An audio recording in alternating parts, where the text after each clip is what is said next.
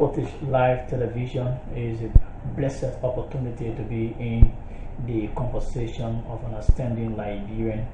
As a matter of fact, he is the Deputy Director General for Administration here at the National Public Health Institute of Liberia, Mr. Heron A. Blake Jr. He is a BA and MBA holder. My name is Simon Gamler. Kevin T. Card is on camera. We're going to be spotlighting and unfolding here at the National Public Health Institute, as well as his own personal life, some of those challenges like he went through in order to arrive at where he has arrived today. So, Mr. Blake, you are most welcome to this exclusive profile interview. Thank you. Now, tell us, who is Heron A. Blake Jr.? Well, Henry A. Blake Jr. is a Liberian, hail from Broadville, Monserrate County. That is where I was born. Both my paternal and maternal parents are from there. And I am a family person. I have a family of 3. I have a wife and 3 children actually. And as you saw my academic profile, I hold an MBA in finance. Okay. So, and I work with the Public Health Institute, National Public Health Institute of Liberia. Prior to that, I used to work with the United Nations Mission in Liberia. And then, before then, I worked with the Ministry of Health and Social Welfare, with the division of the National Malaria Control Program, where I served as finance officer. With the UN, I was a budget officer.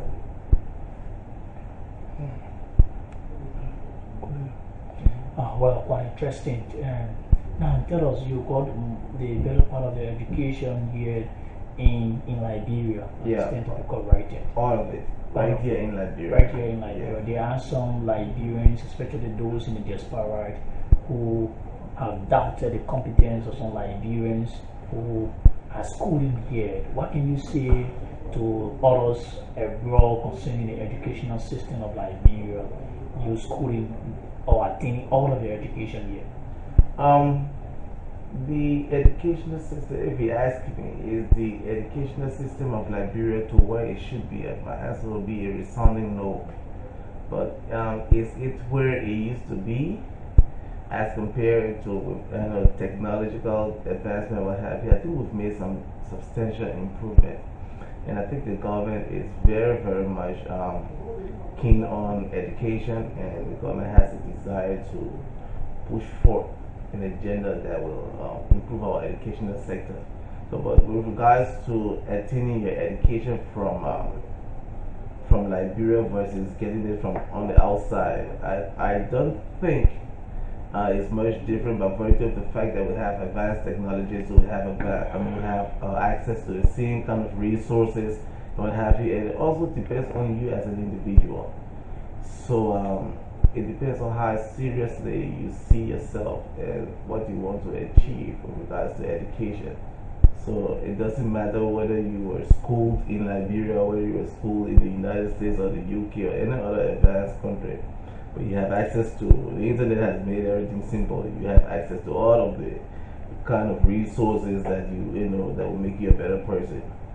But it's just about going that extra mile. Don't restrict yourself to just what you learn in the classroom. You have to, if you want to be an extra person, you have to go the extra mile. What would be your own advice, and if you won't mind, share with the young people some of the challenges that you went through? Because most of the young people, when they see some of you government officials, so to speak, and they feel that you did not go through some hurdles in life, what would be some of those challenges and those challenging moments that you can recall? By virtue of the fact that I was here during the war, and I was born before the war era, and I stayed the entire time, I haven't lived outside of Liberia, except for vacation or what have you, but I haven't lived outside of Liberia for more than a half.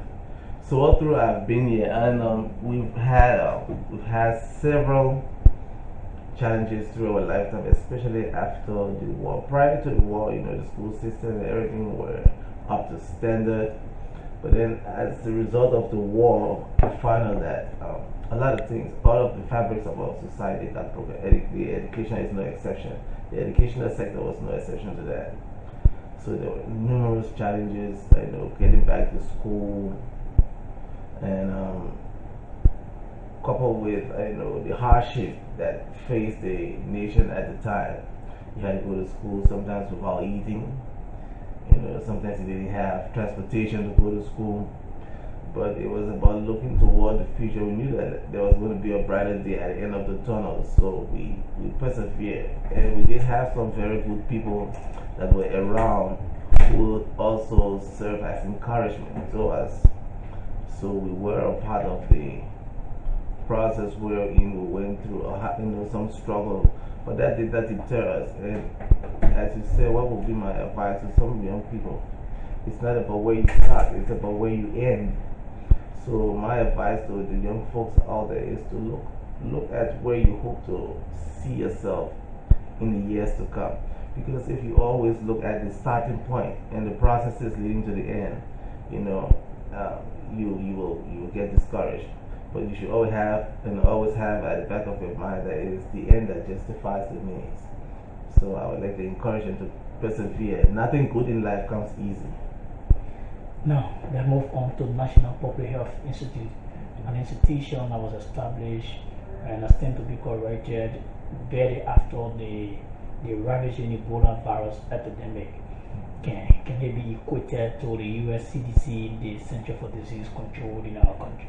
Yes, actually, it was definitely carved after a similar pattern. One of the things that Ebola did was to show us some of the weaknesses that we had in the health system and the need to have a robust epidemic preparedness and response set up such that if we ever have an occurrence of Ebola or any similar epidemic-prone diseases, you will be able to adequately detect that disease in time, be able to respond to the disease. So that is the reason for which the government of Liberia saw the wisdom to establish the National Public Health Institute. And it was established in December of 2016. It was enacted into law in December of 2016 and signed into handbill January 2017. So we are a little over 1 year over, pushing to our second year.